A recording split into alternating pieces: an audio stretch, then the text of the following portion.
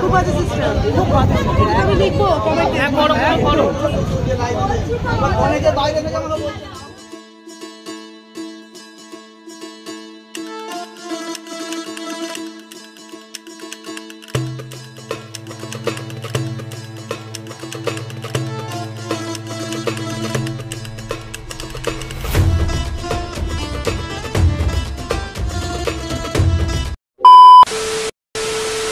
নমস্কার বন্ধুরা, আশা করছি সকলে খুব ভালো আছেন। আমিও খুব ভালো আছি। ওয়ান্ডার টুরিস্ট ডেস্টিনেশন আরো একটা নতুন ভিডিওতে আপনাদেরকে অনেক অনেক স্বাগত। আমি মুনমুন, আর আজকে চলে এসেছি আপনাদের সঙ্গে আরো একটা নতুন ভিডিও শেয়ার করবো বলে। আপনাদের মধ্যে অনেকেই জানে কলকাতা রাজবাড়ি রেস্টুরেন্টে এটি হলো ৩য়তম জন্মদিন। তো সেই উপলক্ষে ওনারা একটা বিশেষ থালি ঘোষণা করেছেন। তো আজকে আমি সেটা আপনাদের সঙ্গে শেয়ার করবো। তো আমি এখন চলে এসেছি কলকাতা রাজবাড়িতে। ৮৯৯ থালিটা আপনারা এখন পেয়ে যাচ্ছেন ২৯৯। তো প্রচন্ড ভিড় হচ্ছে। আমি দুপুরে এসে কিন্তু লাঞ্চের জন্য এখানে কুপন পাইনি। তো চলুন আপনাদের সঙ্গে সবটাই শেয়ার করতে থাকি।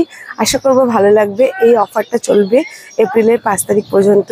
তো সবকিছু ইনফরমেশন দিয়ে রাখলাম। আশা করবো আপনাদের ভিডিওটা ভালো লাগবে। দেখতে থাকুন, সমস্ত ইনফরমেশন শেয়ার করতে থাকবো।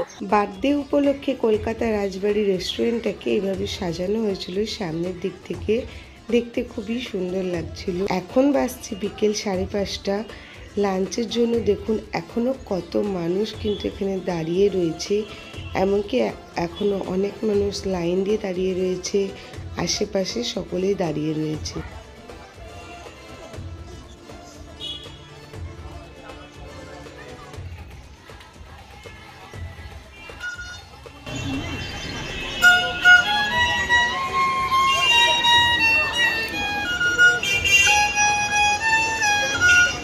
তোমাদের সঙ্গে ভিড়টা শেয়ার করি। এখন রাত্রি 8:45 বাজছে, এখনও কিন্তু মানে শুরুই হয়নি নাম লেখানো।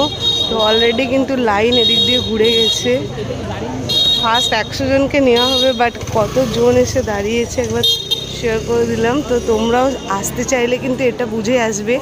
আমরা যেরকম বিকাল এসেছিলাম শেয়ার করেছিলাম, তো সেরকমই কিন্তু এখনও এখানে এতটা সন্ধেবেলাতেই কিন্তু এত মানুষ অলরেডি চলে এসেছে।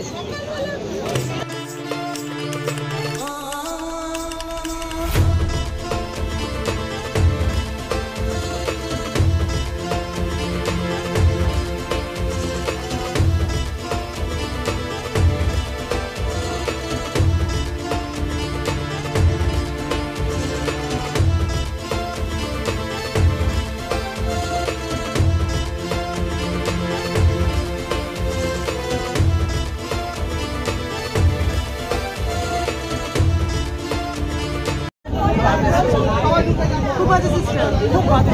আমি লিখবো কমেন্টে। হ্যাঁ, পড়ো। আর এরা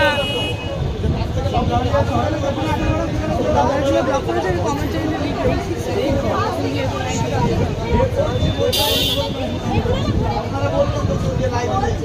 অনেকে বাইরে থেকে আমরা বলছেন।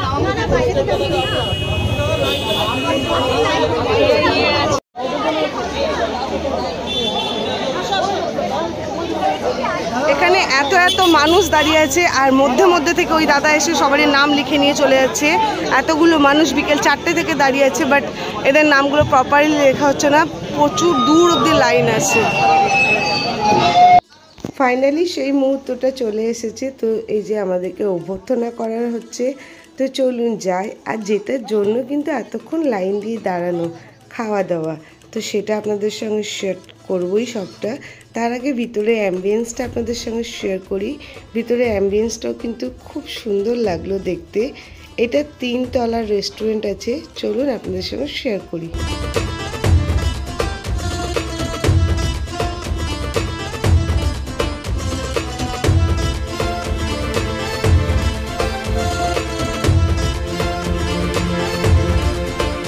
একদম গ্রাউন্ড ফ্লোরটা কিন্তু ক্যাফে টাইপে সাজানো। তারপরে ফার্স্ট ফ্লোরটা কিন্তু রাজবাড়ি আদলে, মানে যেটার নাম রাজবাড়ি আদলে সাজানো। আর 3 তলাতে কিন্তু একদম রেস্টুরেন্ট টাইপে সাজানো। তো সবটাই আপনাদের সঙ্গে শেয়ার করছি। সাজানোটা বেশ ভালোই লাগলো, ছিমছাম পরিষ্কার পরিচ্ছন্ন। তো চলুন আমরা একদম 3 তলায় বসবো, আপনাদের সঙ্গে সবটাই শেয়ার করি। তো চলে এসেছি 3 তলায়।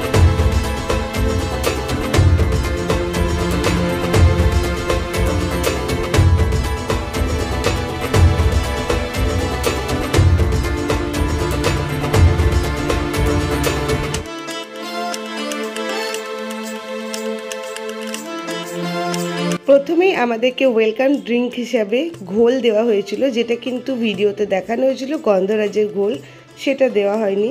তারপরে এখানে একটা মিনারেল ওয়াটার বোতল রাখা রয়েছে, এটার জন্য কিন্তু প্রতিটা মানুষকে পে করতে হয়েছে। এবার চলে আসি খাবার, আপনাদের সঙ্গে সেটাই শেয়ার করি। এখানে দেখতে পাচ্ছেন সাদা ভাত, পোলাও, ঝুরঝুরে আলু ভাজা, এদিকে স্যালাড, যেটা দেখতেই পাচ্ছেন কিভাবে কাটা রয়েছে, এখানে পাঁপড় ভাজা, এখানে লেবু, এটা সোনা মুগ ডাল, এটা পনির কোপ্তা, এটা এঁচোড়, খাসির মাংস, যেটা আপনারা দেখেই বুঝতে পারছেন যে কি দেওয়া হয়েছে। এখানে ঘি সার্ভ করা হয়েছে, আর ছিল বেগনি। এটাই ছিল মেন মেনু। যা যা দেখানো হয়েছিল সবটাই দেওয়া হয়েছে, বাট আসল জিনিসটা এবার আপনাদের সঙ্গে আমি শেয়ার করি।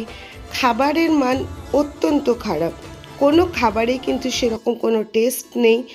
আর স্পেশালি কিন্তু মাটনের কোনো পিস দেওয়া হয়নি, মাটনে দেওয়া হয়েছিল কয়েকটা টুকরো। এখানে ডেজার্ট হিসাবে দেওয়া হয়েছিল পায়েস আর রসমালাই, আর এদিকে চাটনি। রাইসের কোয়ান্টিটি এতটাই কম ছিল যে প্রতিটা মানুষকে কিন্তু এলাকাতে রাইস কিনে খেতে হচ্ছিল। তারপরে আসি মাটনে কিন্তু মাটনের কোনো পিসই দেওয়া হয়নি, দেওয়া হয়েছিল 2-3টে টুকরো। এটা কিন্তু আমি বলছি ডিনারের ব্যাপার। লাঞ্চে কি হয়েছে সেটা আমি বলতে পারবো না, যেহেতু আমি লাঞ্চে খাইনি। তো ডিনারে এইভাবেই সার্ভ করা হয়েছিল। এখানে আপনারা দেখতেই পাচ্ছেন মাটনের কি অবস্থা, পুরো ম্যাশ জিনিসটা দেওয়া হয়েছিল। 300 টাকা হিসেবে কিন্তু খাবারের কোয়ালিটি খুবই বাজে। আপনারা চাইলে আসতেই পারেন।